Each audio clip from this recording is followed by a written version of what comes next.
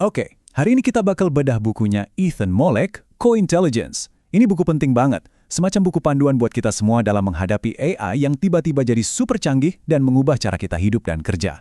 Yuk kita mulai. Coba deh bayangin, kamu itu seorang ahli yang udah ngamatin AI selama puluhan tahun. Udah biasalah sama kemajuannya yang pelan-pelan. Terus, di akhir 2022, tiba-tiba muncul ChatGPT. Ini bukan sekedar kemajuan biasa, ini lompatan raksasa. Bahkan Ethan Molek sendiri ngaku sampai nggak bisa tidur 3 malam. Ini bukan lagi fiksi ilmiah, ini udah kejadian. Dan dunia pun langsung merasakannya. ChatGPT berhasil dapetin 100 juta pengguna jauh lebih cepat daripada teknologi manapun dalam sejarah. Ini bukan cuma aplikasi yang lagi viral. Ini adalah pertanda pergeseran besar-besaran, pertanda datangnya sesuatu yang benar-benar baru. Nah, pergeseran inilah yang membawa kita ke ide utama Molek. Kita tuh udah nggak sendirian lagi. Ada sesuatu yang lain di ruangan ini bareng kita. Sesuatu yang cerdas, kuat, dan rasanya benar-benar asing. Sebuah kecerdasan yang cara kerjanya nggak sepenuhnya kita pahami, tapi dampaknya, nggak bisa dibantah.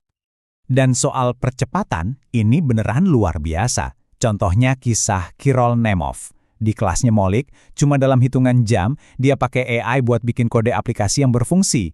Idenya itu bingkai foto yang bisa bergerak kayak di film Harry Potter. Padahal, dia sama sekali belum pernah pakai library kode itu sebelumnya. AI ini benar-benar bisa melompati batasan-batasan pengetahuan yang biasanya butuh waktu lama buat dipelajari. Jadi, ini dia poin kuncinya. Molek memperkenalkan konsep co-intelligentsia. Ini bukan tentang kita menggunakan AI sebagai alat pasif doang, kayak kalkulator gitu. Bukan. Ini tentang bekerja bersama AI sebagai partner. Memahami kekuatan dan kelemahannya yang aneh, lalu berkolaborasi untuk mencapai hal-hal yang dulu kita pikir mustahil. Tentu aja, kalau mau kerja bareng si alien ini, kita perlu sedikit ngintip cara kerjanya. Yuk, kita lihat sekilas gimana sih model bahasa besar atau LLM ini sebenarnya berpikir. Gampangnya, prosesnya ada 3 langkah. Pertama, AI ini melahap data dari sebagian besar internet untuk belajar pola bahasa. Bayangin aja dia baca seluruh perpustakaan dunia dalam sekejap. Kedua, pada dasarnya dia itu mesin prediksi kata. Mirip fitur autocomplete di HP kita, tapi ini versi super canggih. Dan ketiga, ini yang paling penting.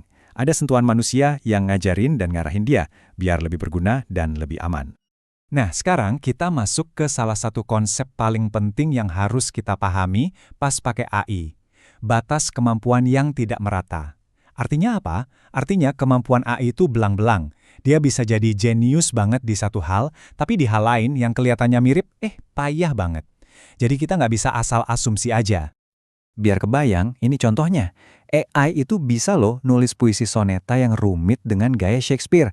Sebuah tugas yang susah banget buat kebanyakan orang. Tapi, coba deh suruh dia bikin puisi sederhana yang panjangnya pas 50 kata.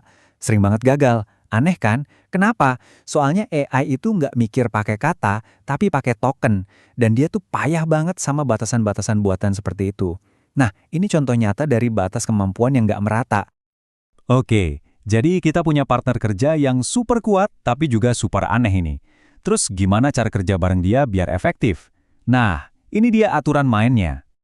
Molek ngasih kita 4 aturan simpel. 1, selalu ajak AI, terus coba, terus eksperimen, biar kita tahu di mana aja batas kemampuannya. 2, kita tetap harus jadi manusia di dalam sistem. Kitalah yang punya penilaian akhir, tanggung jawab, dan tugas ngecek fakta. 3, anggap AI kayak orang, kasih dia peran atau persona, suruh dia jadi ahli, jangan cuma jadi mesin penjawab. Dan yang keempat, ini yang paling keren, anggap aja AI yang kamu pakai hari ini adalah versi terburuknya. Kenapa? Soalnya dia bakal makin pinter dengan kecepatan gila-gilaan. Sekarang, ayo kita lihat gimana semua ini ngasih efek di dunia nyata, khususnya di tempat kerja. Soalnya dampaknya udah kerasa banget dan datanya, bikin kaget. Coba deh lihat perbandingan ini. Teknologi sehebat mesin uap aja cuma naikin produktivitas pabrik sekitar 18-22%. Itu udah gede banget pada masanya. Nah, studi-studi awal soal AI, peningkatannya bisa sampai 20, 40, bahkan 80%. Skalanya ini benar-benar belum pernah ada tandingannya. Tapi yang paling bikin kaget tuh ini, AI ternyata jadi penyeimbang hebat. Banyak banget penelitian yang nunjukin kalau AI itu ngasih dorongan performa paling gede justru buat pekerja yang keterampilannya paling rendah. AI ngebantu mereka yang paling butuh bantuan untuk ngejar ketertinggalan dan akhirnya justru memperkecil kesenjangan skill di tempat kerja. Wah, kedengarannya keren banget kan? Tapi, alat yang secanggih dan semembantu ini juga membawa satu pertanyaan penting. Apa sih risiko terbesarnya? Risikonya adalah kita jadi terlena di belakang kemudi. Ada studi dari Boston Consulting Group yang nemuin hal yang lumayan serem. Jadi para konsultan dikasih tugas di mana AI sengaja disetel buat ngasih jawaban yang salah. Hasilnya, kinerja mereka malah lebih jelek daripada yang nggak pakai AI sama sekali. Kok bisa?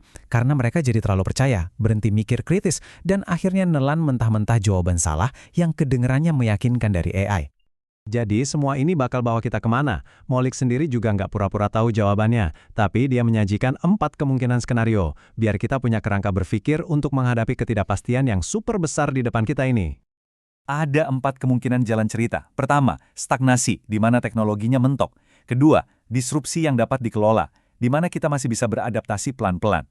Ketiga, peningkatan eksponensial, di mana perubahannya jadi terlalu cepat buat kita kejar. Dan yang terakhir, skenario paling liar, singularitas, di mana AI jadi jauh lebih pintar dari kita dan lepas dari kendali manusia. Molik menutup bukunya dengan cara yang wah keren banget. Dia meminta si AI itu sendiri yang menulis paragraf terakhir.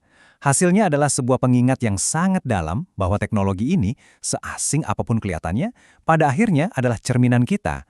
Potensinya dibentuk oleh tujuan-tujuan kita. Masa depan tidak ditentukan oleh AI. Ia ditentukan oleh pilihan-pilihan yang kita buat saat kita belajar untuk hidup dan bekerja bersama dalam perjalanan ini.